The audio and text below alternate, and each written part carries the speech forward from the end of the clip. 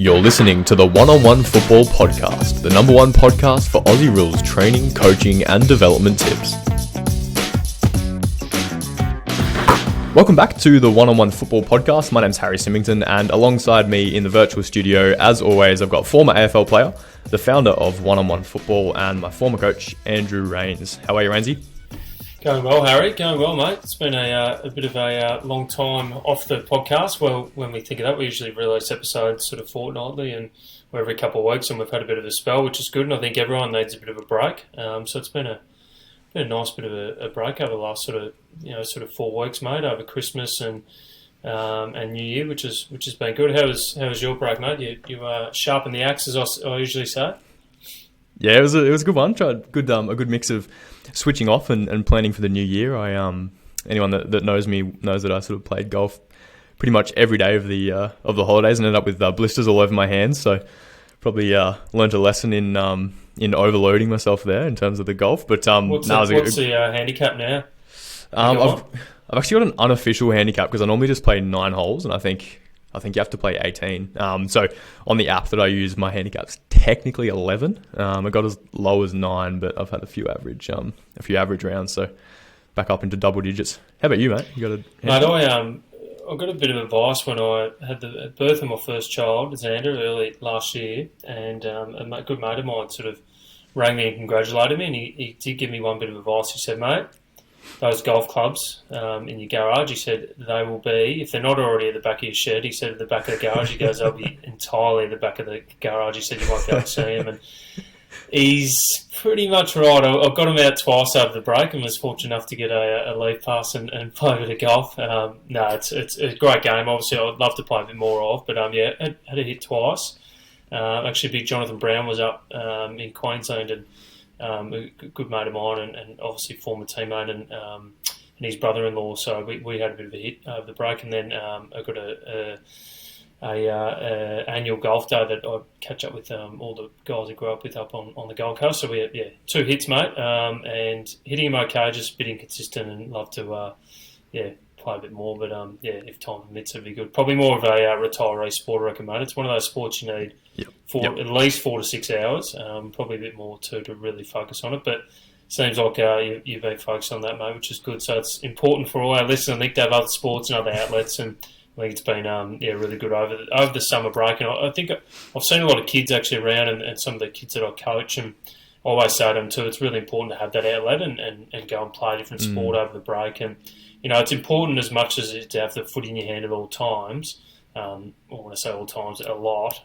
It is important to sort of break it up and have access to other sports and avenues to let your hair down a bit. Yeah, I couldn't agree more. And mate, getting out twice when you got a young son, still a pretty good effort. That's probably something we haven't spoken about too much on the podcast. Your son Xander, he's recently welcomed into the world. How is life as a new dad? Going really well, mate. He's about eight and a half months now, so he's testing us with his he's very active, so he's trying to climb and crawl. He's crawling for, he's trying to nearly walk now. So very advanced young man. Got the Sharon in his hand, a little toy Sharon. We got him, and he's very nice. He's enjoying that. He's starting to throw that, which is really good. So good hand-eye coordination. But no, he's keeping us both busy, and that's the best thing ever happened, mate. So we're wrapped and obviously enjoying life as parents. Yeah, for sure. He might have to be the third generation of a father and son AFL player without pigeonholing him, of course. So we said no pressure. So we'll see how we go. Yeah, for sure. And keeping on the topic of parents and I guess how to look after your kids and how to support them in their sport. Today's episode we're going to discuss some of the questions that you get commonly from parents, but also players as well around this time of year. Hopefully sort of use your experiences as a player and a coach to answer the questions for the people that perhaps you don't see in person on a weekly basis. I might start things off, Rainsy, by asking you just as a sort of a broad question that we've sort of come up with that you get asked by parents. What type of training should footballers be doing leading into the season at this time of year? Yeah, it's a good question, and again, something I sort of do get asked a lot, especially from parents and obviously players themselves, about the training and what they should be doing. It's becoming more known to me that a lot of local junior clubs are starting back fairly early. Some clubs are starting back, sort of, they like to take themselves very serious, which is great. Starting back maybe for my liking a bit too early, probably before Christmas, which I think club football and junior football is obviously a tiny bit early. But in saying that too, is if they haven't really got access to the training squads or even sort of something like one-on-one, what we do, it's fair enough to start getting back into it. But a lot of clubs starting back now, sort of January, just once, twice a week, and getting back into it. So obviously they've got access to their clubs and being able to follow the squad training, but individually over the break and times throughout Christmas when you're on your own a fair bit, or you only got a small group of mates around, it's really important to. I've seen a couple of players down at the local football club down here on the Gold Coast and doing a lot of running, which is fantastic. Yep. It's just a balance between doing enough running and then doing enough skills. I'd argue that you can do a fair bit of running, but if you can't execute your skills and decision making, things like that, you can do as much running as you want, but it's obviously not going to help if you can't get that right. So I've just picked up a few little things there, probably more ball in hand with some kids. I reckon they probably need to be doing a few more skills and drills and things like that. Again, it can be challenging if there's only one or two of you, but mix things up, try different games, different ideas, different things with the footy. To sort of make up and getting your hands on the ball at all times is really, really critical. And then balancing that off with the running. Obviously, the running is really important. But actually, on that note of running, the actual running training too, I'm hearing a fair bit of, my son or daughter ran, 10Ks the other day and they're super fit. Well, that's fine, but you probably hardly ever run 10Ks in a game non-stop. So a lot of interval training. I just did a friend of mine recently. They asked for a bit of a running program. I gave him a running program, sort of something we used to do at AFL level, obviously broken down or filtered down a bit, but a lot of shorter running, some mid-tier running, sort of 2, 3, 400s, things like that. That's speed endurance. That's the modern day running. I'm getting a bit of feedback from, which is great, and they're active and doing lots of stuff with that sort of 5, 6, 7, 8, up to 10K runs. There's a time and place for them, but definitely that shouldn't be your main sort of running session. Yeah, I love that. I think that's really good advice. And an interesting thing that I reckon is very important is not just the kilometers that you're running, and obviously the intensity is important as well, but also what you're doing while you're running. And if you are doing a skills session, like you said before, you can probably get enough running load by just going as hard as you can in that skills session. You might be doing a kicking drill with 2 or 3 people, and if you're actually applying yourself with intensity, then you're going to be doing the little 2 meters up, 1 meter back, side shuffle, all those different little types of movements that you're going to do on game day. You're probably going to tick off a fair bit of high intensity running load just from doing your skills drills with intensity. But I guess not as a substitute to the junk running. I'm not a huge fan of junk running, and as you said, that sort of seems to be the way that the advice is going these days is to run your intervals, run your explosive repeat sprints. But do you think that that's something that you can get out of doing a skills drill or combining your conditioning with your skills? Is that something you've had experience with? Yeah, and basically to get the footy in, and if you're in a football ground, an oval, being able to just kick, if it's in pairs or even 3 or 4, move the ball up the ground and back, and then just get creative too. Like sort of, tick leads and back 45 leads and leading up at the kicker and things like that. Mix it up, roll the ball on the ground, set up a stoppage, explode from a stoppage, held ball.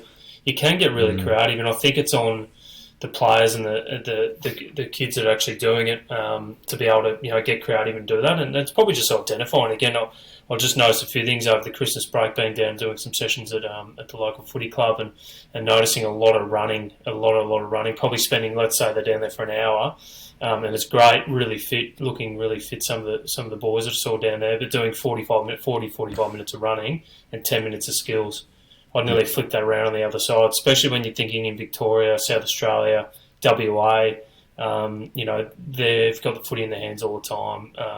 Probably a bit more advanced in their skills, and somewhere like a Queensland or New South Wales, where developing states, I think the boys and girls should be doing a lot more skills and drills when they're sort of training than obviously just the good old running. So again, just finding that balance, but I think a bit more tilted towards the skills.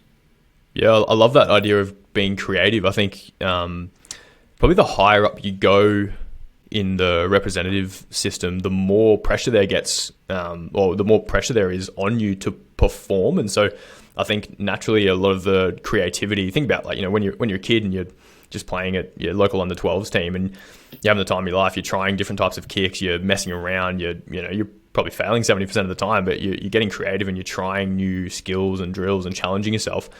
I think it's important that as you go up the levels of whether it's representative footy or as you get older, it's important to keep that play aspect and like you said, that creativity in your training.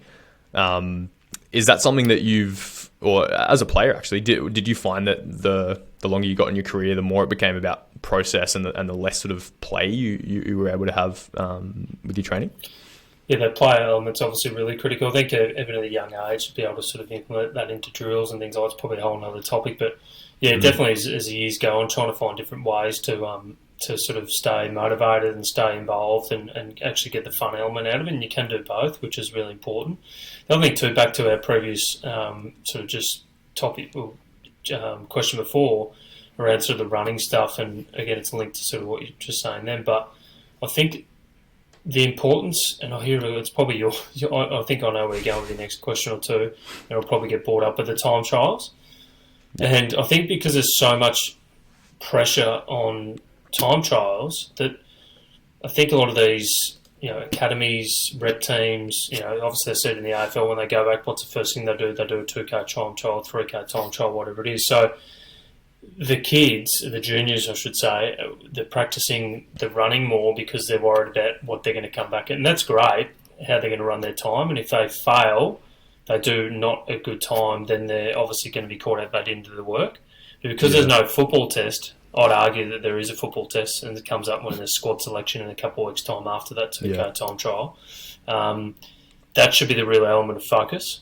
So if you had a footy test to come back in or something like that, I reckon they'd be doing more focus on their skills and probably the footy's out a bit more. So I just think there's a huge focus on the time trials these days, and hence why people just feel like they need to go and run and run. Yeah, definitely. And I think when there's a number or a score associated with a test like the 2K time trial or the beep test or whatever the team's using, then that is sort of it's something measurable, and it's something that you can't sort of hide at, and maybe that's why the players are so obsessed with it. As a coach, how could you design your system so that, like you said, there is a football test that is maybe measurable, or is there a way that we can shift that coaches could help footballers shift the focus from something like a 2K time trial into something that's going to encourage them to work on their skills and really push that to the same level they might as a 2K time trial? Yeah, it could be something like a little scratch game or a little kicking test or something like that, goal kicking test, whatever it is. It could be something like that, like you could get X amount of kicks in X amount of time. There's ways to mix it up a bit, I think. I don't think I'd put in a set sort of kicking test or a skills test as such, obviously. And you do need the time trial, no doubting about it. It's just trying to obviously shift that focus a bit, and again, maybe more of a reminder too that games around the corner and we are picking a squad, and again, this is more probably for talent and representative football. Yeah, for sure. And so if let's say there's a player that's just come back from the preseason, they've done their 2K time trial, and they're wondering what else the coaches are looking for, like you say, whether it's for squad selection or selection into position. What are some of those key attributes that early in the preseason, when you're taking a squad from maybe a squad of 60 down to a squad of 40, what are the real key attributes, the non-negotiables that selectors or coaches are looking for this time of year? I think being super clean is a big one. Obviously, being able to make the right decisions by hand and foot, which is effectiveness, and then execution and decision making. But then it's just being super clean with the football, whether it's in the hands, one touch on the ground, wherever it is. And then also too is your game sense, being able to sort of know where to find the footy. As much as coaches do say it's not about how many times you do get the footy. Well, sometimes it is, especially at a junior level where you're trying to prove your spot. You find the footy up to 30 times, it's a lot more than a lot of other people. So that's another sort of reminder of being able to sort of find the footy and focus on that sort of game sense stuff. So yeah, and the one you can see that stands out straight away when you start playing your first few trials or intra-club games and things like the ones that can just find the footy.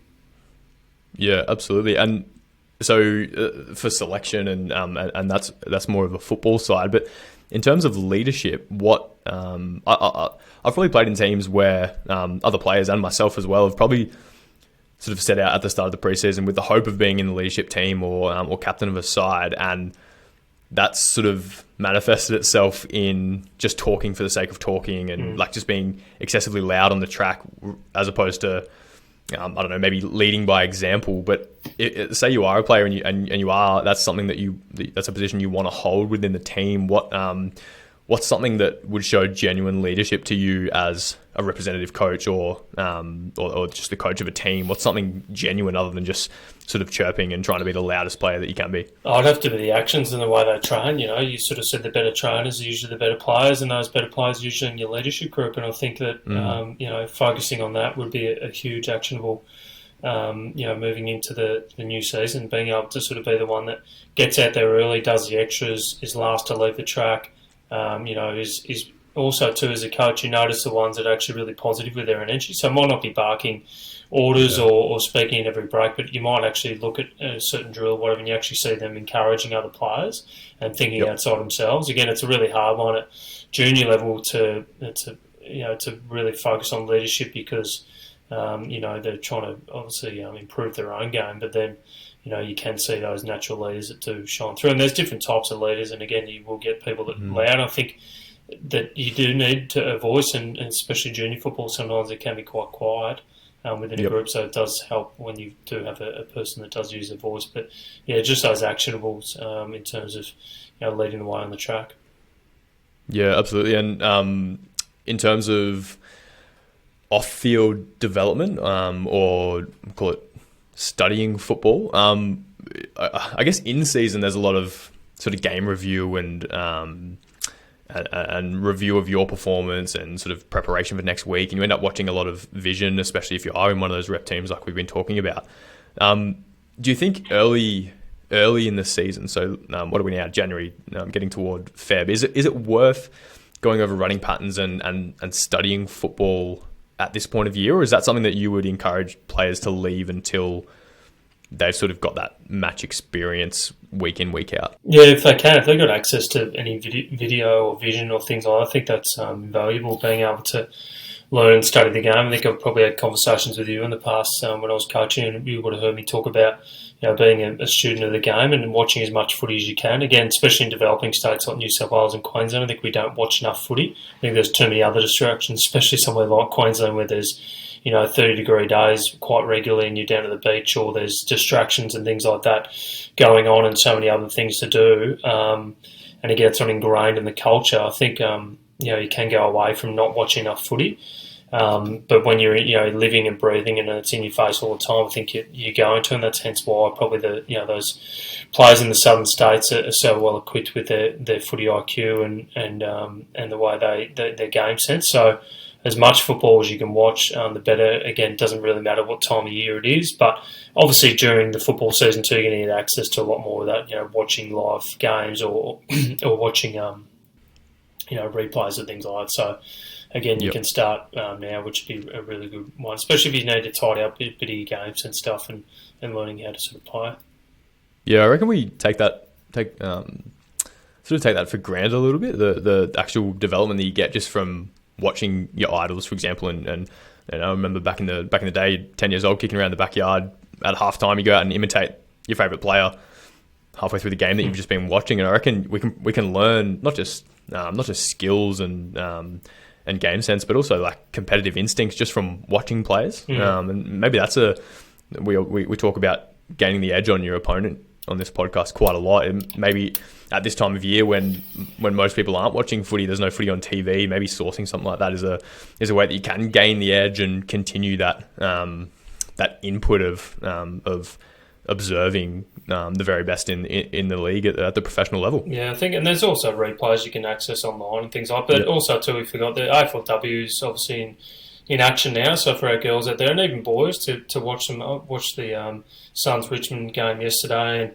and it was really interesting to see the girls. Yeah, come by. Our good friend Cardi Brennan, saw her running around. So sort of the watching some of the stars like Cardi in the game, I think for the girls is really good, and now they've got access to more games per year with the women. So there's obviously some good games at the moment. Again, watching as much footage as you can leading into the season.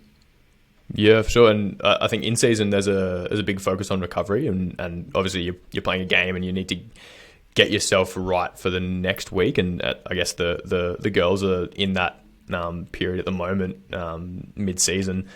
Do you think that there's enough focus on recovery in the off season? I mean, if you're in a representative system or something, of course there is. You've got staff that are dedicated to that, but maybe at your club team, do you think recovery is something that we often overlook in the preseason and probably only gets the spotlight when we start playing matches?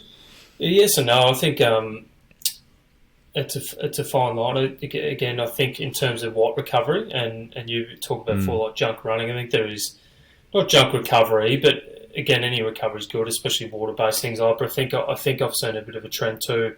A lot of the recovery places there are that kids have got access to these days, which is great, and the ice bars and all that sort of stuff. Well, I'll give you a little percentage, which is good, and you're always looking for a percentage. But I'd rather see him do, sort of that mindfulness movement stuff that we've got available online. Where it's more flexibility actually sitting there. The amount of times I see kids that actually can't touch their toes is quite frightening, actually. So and can't squat to their sort of bum to floor type of thing. So that sort of stuff I reckon is imperative for not only recovery but development too. So as much as players can start doing that sort of stuff, I'd rather see a 30-minute yoga session. Again, it doesn't have to be yoga, breathing in, breathing out type of stuff, because sometimes younger players can get a bit sort of bored of that sort of things. But it's again finding a way to motivate yourself to be able to do that, whether it's sitting in front of the TV and as you said, in the summer, watching the cricket, whatever it is, get out the roller and start doing some stretching and things like that. That's a recovery I think is imperative. Ice bars, going to the beach is great, but I think it's very sort of that remedial stuff. It's fine, but I think actually getting in and rolling the sleeves up and doing something a bit more active and that's going to develop a bit more. I think in the recovery space is really important.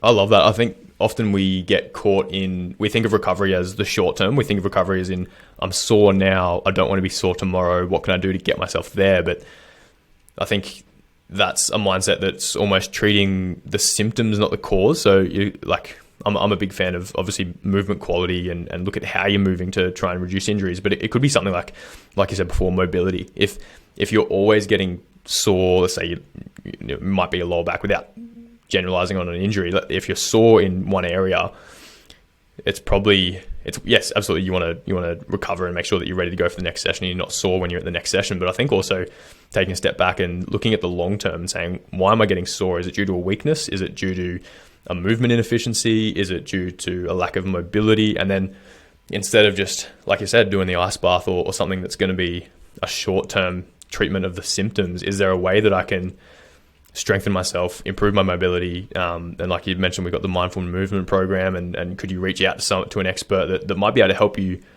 prevent that soreness from coming in the first place over the long term? No matter what level football you're playing, it's a career. It's not. I think opening the vision from just the short term symptoms can be really beneficial for long term recovery. I think you just summed it up perfectly, mate. This whole discussion is around actually seeking outside, probably seeking assistance outside what you're actually currently doing, and finding an expert in that field. So if we go back to the running, okay, well, am I doing the right running program here? I think I am, because I'm running 10K session or 5K, whatever it is. You're actually probably not. So find an expert who can help in that. Okay, whether, again, my background isn't probably in strength conditioning. The same time too is I've done those programs, I know what works. So finding a coach who can help that, whether it's a running coach or your footy coach. Skills, what am I doing with skills? Well, again, you're not with use one-on-one, for example, you're not with your one-on-one coach every day. Okay, so speak to them, go, okay, what can I do? Or your local coach or your rep coach, and go, what can I do actually when I'm going down on the weekend with a mate and having a kick? What actually can I do instead of just as you said, calling it junk time, junk skills, junk running, junk recovery, and then recovery. I've got a problem with my hip; it keeps getting sore after session. Well, sort of just jump in the ice bars or going to the beach and things like that, thinking that you can obviously do it yourself.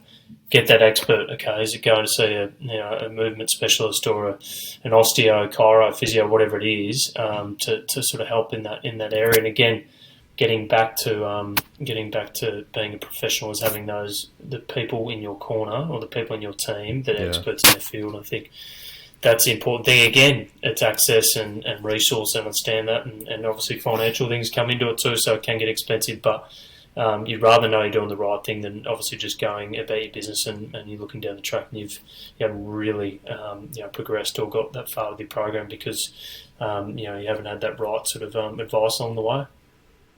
That's gold. I think that what you said then about what can I do, I think that's a really important attitude for any athlete to have. I think this is probably something that I found early in my junior career was that I thought that as I progressed, the best possible people would just be provided to me, whether it's by the club or the rep team. And if I didn't make a team, I was sort of delusional about the fact that I would still have everyone with my best interests at heart. And don't get me wrong, there's some excellent coaches out there and excellent staff that will have your best interests at heart. But I think a real weapon, and when I think about this, I'm reminded of Katie Brennan, but also Tuke Miller and these sorts of professionals that if something's not right, whether it's my kicking's not improving or I keep having this same issue with my hip or with my foot or whatever it is, I think it's a weapon to be able to say something's not right and then really go and try and hunt down a resource to help yourself, because at the end of the day,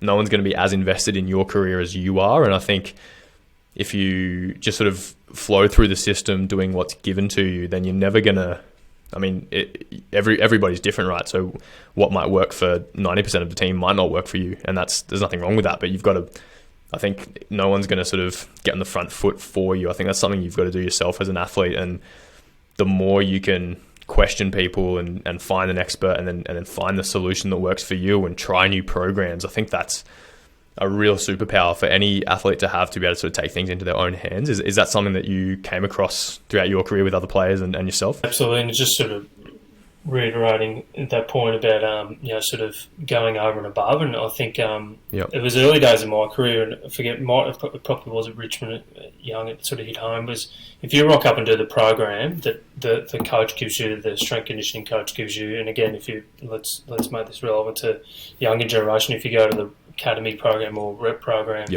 and you do just the bare minimum, just exactly what they just give you, how are you going to be the best player possible? Okay, you got to go over and above, and you got to go and seek that help that you're deficient in, or you're actually going okay, and that's your weapon, and you really want to work on it, and something like that. If you just do the bare minimum and you rock in, a bit like working a job, so just do the 9 to 5 and the bare minimum. Okay, you won't get there, and you won't sort of outperform your competitors or your own teammates. So that's the attitude I'll be having going into this season. It's probably a good note going into this new season, that trying to find those experts that can help you in a particular area, whether it's a mentor, whether it's a specialist who's offering their services.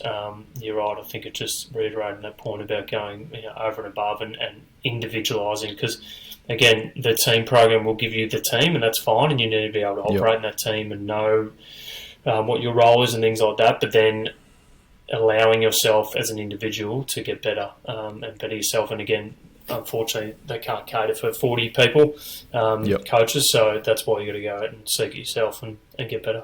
Yeah, and coaches want to work with, I might ask you to back me up on this one, but I think coaches really want to work with the players that are self-motivated. They don't want to, they're not going to say no if you come up to a coach after a training session and ask for extra training and ask for extra feedback and ask for extras. I think that's only gonna motivate the coach even more to work with you and actually help you out. And then, like you said before, you're gonna have them in your corner. But I know as a player, sort of went through thinking that maybe it's not fair to ask the coach for extra work on me when he or she's got to look after the whole team. But at the end of the day, coaches want to work with those players that are motivated. So that's a really good way to show them where you're at with your mindset, your motivation levels, and then it might just be, it might start with 10 minutes after training, but it could eventually you could end up having a really close relationship with one of your coaches, and they end up vouching for you to a recruiter, or there could be so many different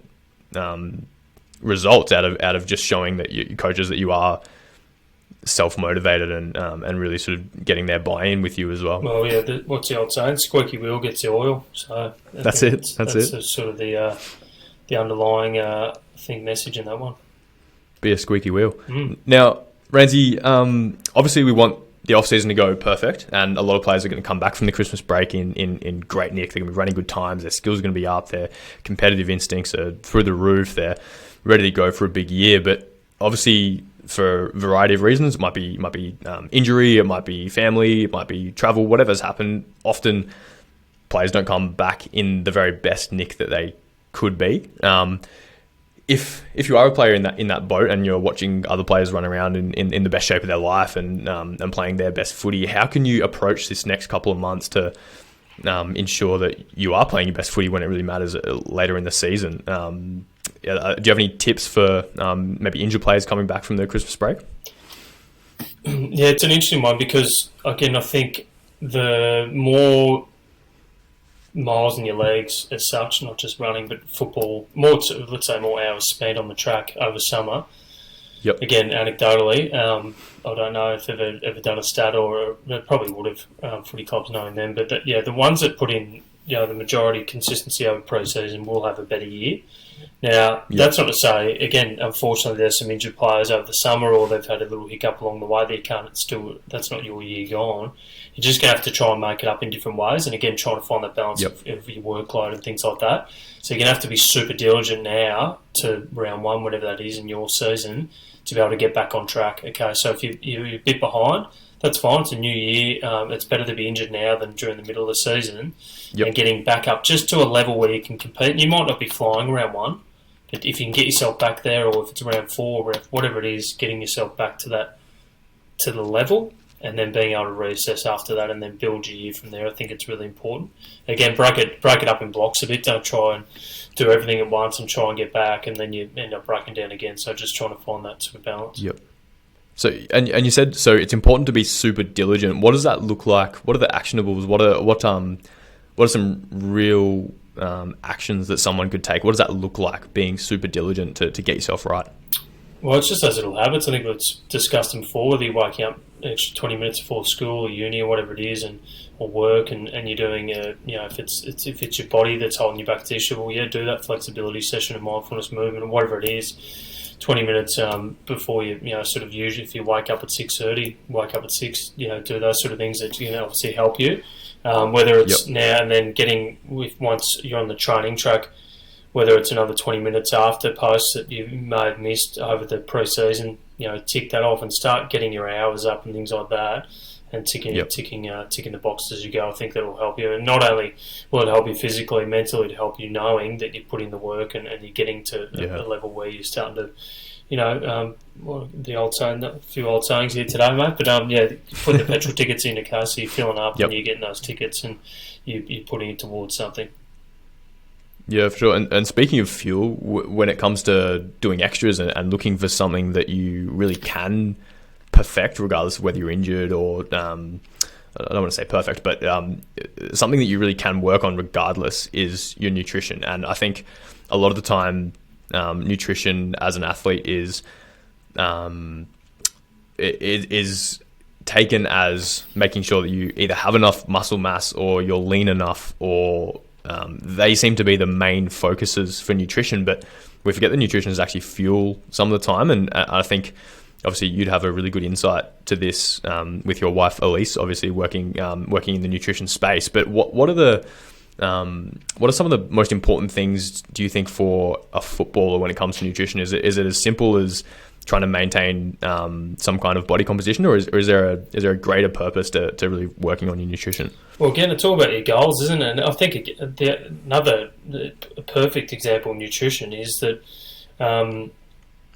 not one size fits all. Okay, so everyone's different. Everyone's got different goals and outcomes. So what actually is that? And then again, back to that point, is if you think again, I've met a lot of people. Yeah, I eat well, I eat healthy, and then you go around to the house, or you see them bring in something to the footy club or whatever, and it's nowhere up to standard. And you're like, you thought you were doing the right thing. Again, back to that running program, back to that skills program, back to that recovery program. They thought they were doing the right thing, which is fine. And everyone's guilty of that.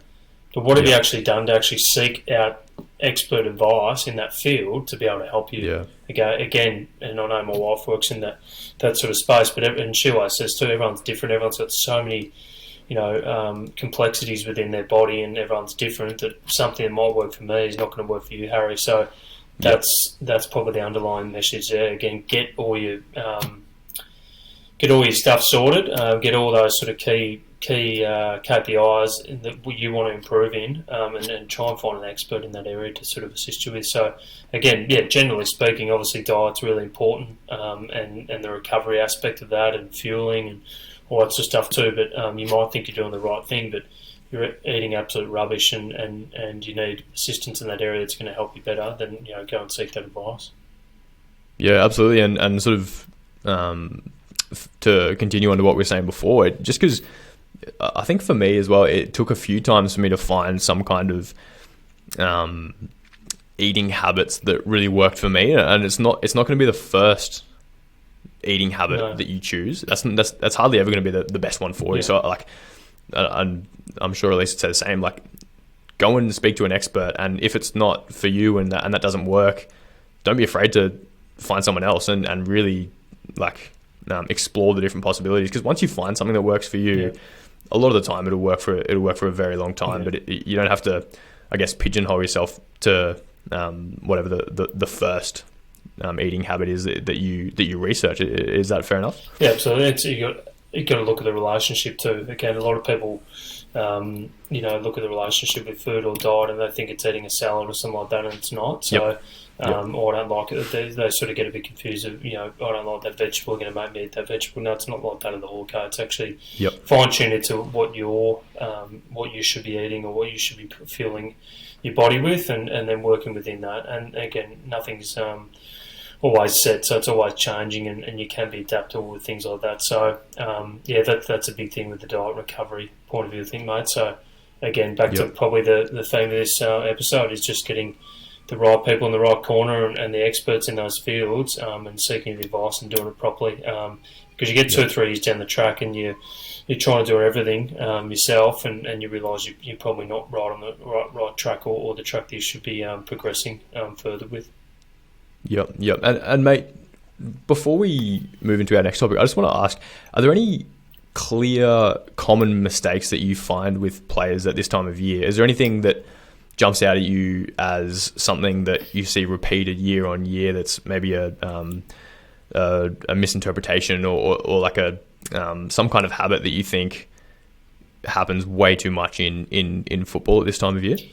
Probably from a professional level, I think in the AFL, everyone feels great. I think, again, we probably have touched it on this podcast or episode before, but everyone's feeling good. There's no games on the weekend. Again, it's hot in most places of Australia. Everyone's got a tan. Everyone's feeling good. There's some really feel good. The press isn't really coming after football clubs this time of year. There's no pressure on the coach, so everything's really rosy. I mean, it's bloody hard. You're training really hard, but everyone feels good. Everyone's fit. There's no 22 getting selected every week. There's obviously there's whispers and things like that around who could be in the starting lineup, but it's not set in stone yet. So everyone's pretty positive. So that's probably the big one. I used to sort of get, when I was in the middle part of my career to later part of the year, and things would get talked up. And if I wasn't, so let's say I did have that injury in the pre-season, whatever it was, I knew that come, the games, it'd take care of itself because I had the experience and the resilience that comes with that. So in answer to your question, there's probably not one sort of thing you put your finger on, but I'd probably just say from an AFL point of view, you read article after article and everyone's doing, PBs, but come round 1, round 2, when the pressure starts to hype is probably a different story. So probably keeping their stride a bit more, knowing again maybe it's mental approach that those professionals could probably keep working on and getting the edge over their opposition. From probably an amateur point of view to more junior football, probably just getting the groove back again. There's so many different pathways that kids are taking these days in terms of the road they're on. They could be playing cricket all summer and then they've just turned to footy. There could be some kids that have identified footy from a young age and they've been doing it since sort of October, November, and footy's everything. So there's so many kids at different levels at this time of year. But I'd say too, just to be able to focus and probably doing everything you can towards round one to get yourself right. Because now I think it's important. Forget what you've done. Sort of, November, December. Let's really look at it now, and there is time. Being a junior football, I think there is time. AFL there probably isn't because of they probably leave you behind. Their training's that intense, and you probably need to be doing it a lot earlier on. But I think there is time now to really switch into gear. There's not a lot of time because before you know it'll be round one, but really starting to switch into gear to build towards that round one. Yeah, and you mentioned multiple sport athletes, obviously quite common in junior footballers, and throughout your experiences as a development coach with the youth talent program, what are some of the what's some of your advice to someone playing multiple sports? Is there a point where it becomes we might have spoken about this before, but is there benefit in choosing one, or do you encourage people to play both? And if so, how do they juggle that? How do they juggle both those commitments? Probably both sports or multiple sports while they're young until it gets to the pointy end. Probably more under 17s, under 18s is probably when you look to sort of make that call. And then again, it'd be dependent on how that individual is looking. If they're looking to sort of potentially be drafted or whatever, then you're probably going to make the call. But if not, I don't think there's anything wrong with playing, juggling those two sports. Again, it's just around workload and things like that. But I'm a big believer of sort of, as I said at the start of the episode, mixing it up, and I think you can get skills transferable from other sports into obviously football. So it is important to sort of just find that balance.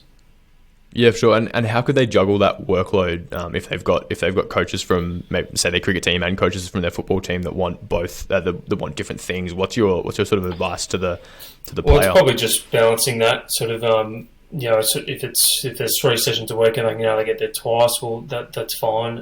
But again, you got to just try and fit it in and not give them too much leeway that it's over, sort of detracting from the team, sort of ethos. So I think that's really important there, just to get that balance right. And I think we did with Bailey Scott in his draft year at the academy. He played probably not in his draft year, the year before that at 17. I think Scotty was a pretty good cricketer, and we allowed him. We're training Saturday mornings. We allowed him to play cricket on a Saturday, and we knew he'd do the work. We knew he was a good player, and we're sort of flexible in that sense. So, so there's an example of a player that then ended up getting drafted and ended up giving up cricket. So it happens in the end that the individual make a call themselves.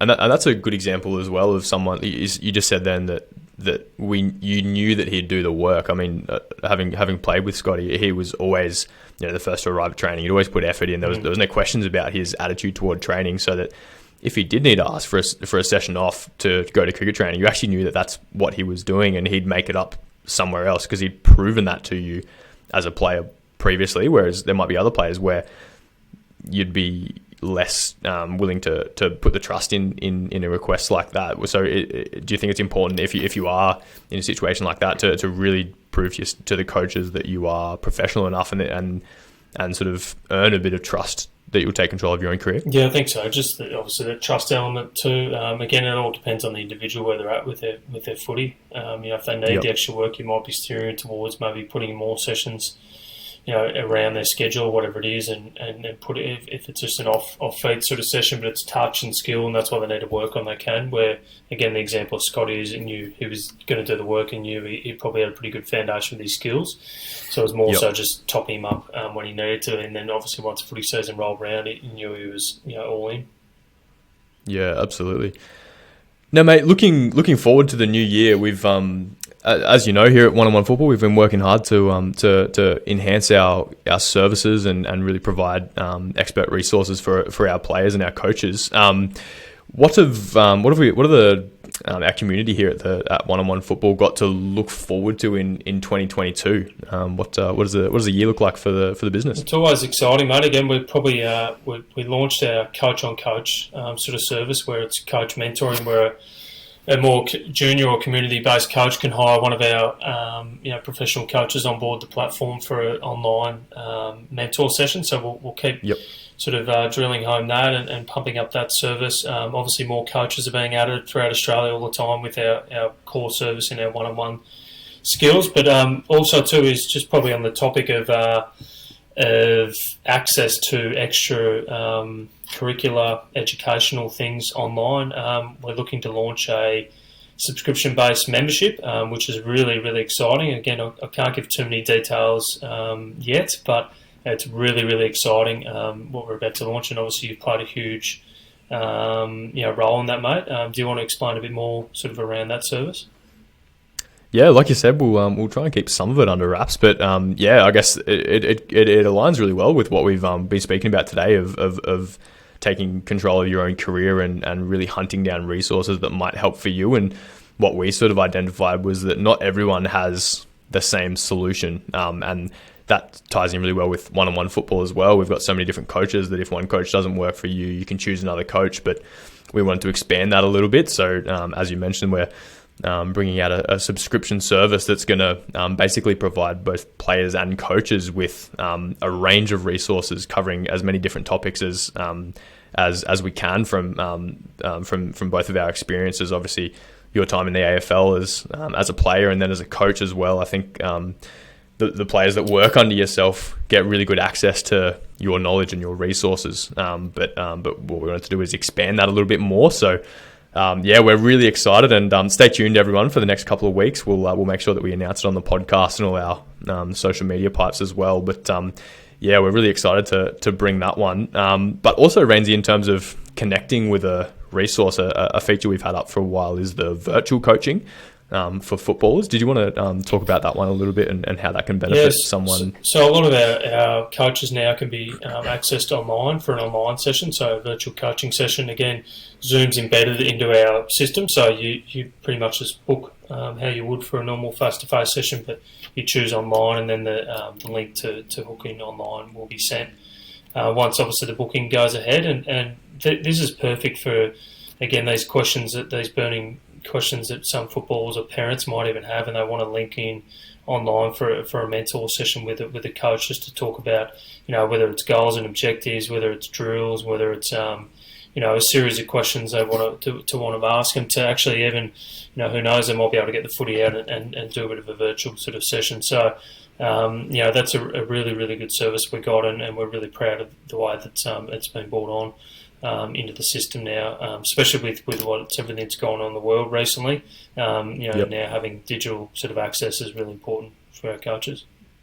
Yeah, for sure. Some lockdown proof services there, and those resources are going to keep expanding as well. So a one-stop shop for players that are looking for development, as we've both been in those situations where you might be highly motivated, but you're perhaps looking for some direction and some guidance around where to put that energy. And obviously the podcast is part of that. We talk about always learning and always developing and always upskilling, and podcasts are a great way to do that in your free time without sort of disrupting your life.